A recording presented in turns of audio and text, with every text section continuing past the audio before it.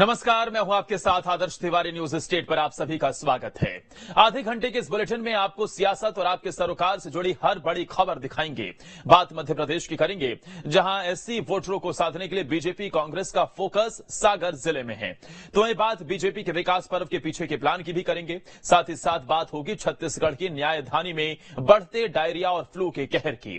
तो चलिए करते हैं खबर तो ये है कि शुरुआत।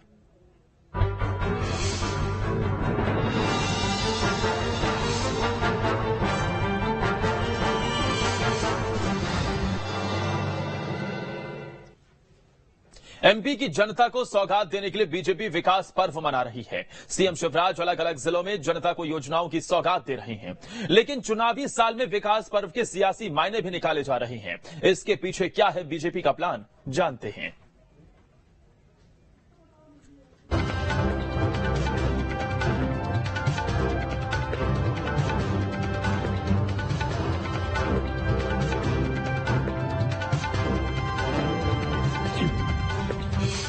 एमपी में विकास पर्व से सौगातों की बौछार।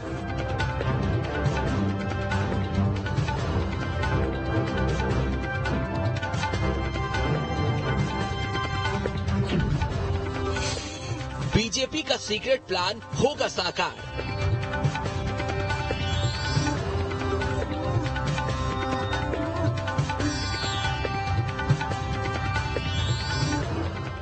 मध्य प्रदेश में बीजेपी विकास पर्व मना रही है। इस दौरान सीएम शिवराज रोजाना जनता को ढेरों सौगात दे रहे हैं। सीएम की कोशिश चुनावों से पहले जनता को ज्यादा से ज्यादा लाभ पहुंचाना है। 28 दिन में होंगे 2 लाख करोड़ के विकास कार्यों की भूमि पूजन और लोकार्पण। रोजाना विकास योजनाओं की सौगात दे रहे हैं सीएम शिवराज। विकास पर्व में यात्राएं, रैलियां और जनसभाएं हो रही हैं। जनता से सीधी बात, सहज मुलाकात का फॉर्मूला है। तो वही माना जा रहा है कि विकास पर्व के पीछे बीजेपी का सीक्रेट प्लान भी है। कांग्रेस की कब्जे वाली सीटों पर फोकस करना। जहां से कांग्रेस विधायक कई बार जीत रहे हैं, वहां सौगातें दी जा रही हैं। इन सीटों पर विपक्ष को घेरकर पोल खोल रही है बीजेपी। यहां पर हेल्थ सेंटर, सड़क, पीएम आवास जैसी योजनाओं की सौगात दी जा रही है। सीएम राइज स्कूलों, नए स्वीकृत मेडिकल कॉलेजों का भी भूमि पूजन हो रहा है। जनता को लाभ देकर भरोसा जीतने की है कोशिश। इससे जनता के साथ साथ पार्टी को भी फायदा मिलेगा। इतना ही नहीं, सीएम शिवराज लगातार कई योजनाओं पर जोर दे रहे हैं, जिससे माना जा रहा है कि चुनावों में ये योजनाएं गेम चेंजर साबित हो सकती हैं। मुख्यमंत्री लाडली बहना योजना, महिलाओं को हर महीने 1000 रुपए मिल रहे हैं। मुख्यमंत्री सीखो कमाओ योजना, युवाओं को काम सीखने के साथ पैसे मिल रहे हैं। किसानों के लिए ब्याज माफी योजना, 2123 करोड़ का कर्जा माफ। संविदा कर्मचारियों को तोहफा, वार्षिक अनुबंध समाप्त कर दिया। 20,000 ग्राम रोजगार सहायकों का वेतन डबल हुआ। आंगनवाड़ी कार्यकर्ताओं और सहायिकाओं का मानदेय बढ़ाया। शिक्षा बेहतर करने के लिए सीएम राइज स्कूलों पर फोकस। 12वीं में स्कूल में फर्स्ट आने पर ई स्कूटी, कर्मचारियों को डीए बढ़ाने का तोहफा दिया। ऐसे कई फैसले हैं जिनका बड़ा असर माना जा रहा है। वहीं विकास योजनाओं से जनता को भी लाभ मिलता दिख रहा है। ये विकास को पर्व के रूप में वही मना सकता है जिसने कुछ किया हो।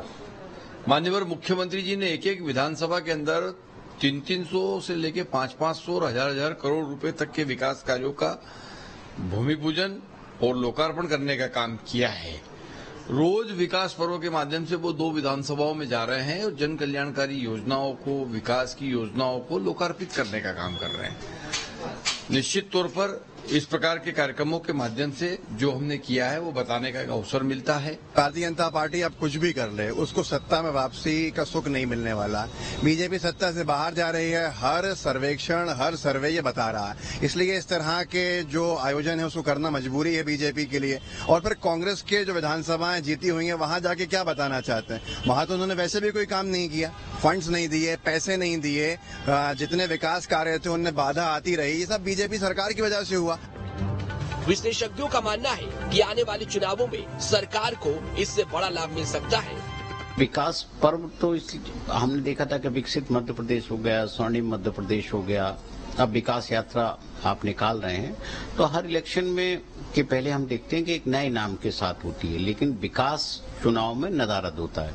जो मुद्दा चुनाव में होता है वो देखते हैं ना, हम आजकल पोलराइजेशन के मुद्दे ज्यादा हो जाते हैं, कास्ट के मुद्दे हो जाते हैं, लेकिन जो डेवलपमेंट का इशू है वो होता नहीं।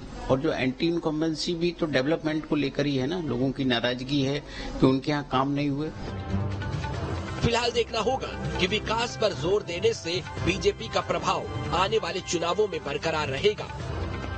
जहां एक और कांग्रेस ने उन 66 सीटों पर फोकस करने का प्लान बनाया है जहां पर अब तक बीजेपी का दबदबा है, तो वहीं अब विकास पर्व के जरिए बीजेपी उन सीटों पर ध्यान दे रही है जहां पर कांग्रेस का कब्जा कायम है। हालांकि अब ये देखने वाली बात होगी कि विकास पर्व के जरिए बीजेपी विधानसभा चुनाव 2023 में कितना फायदा उठा सकती है।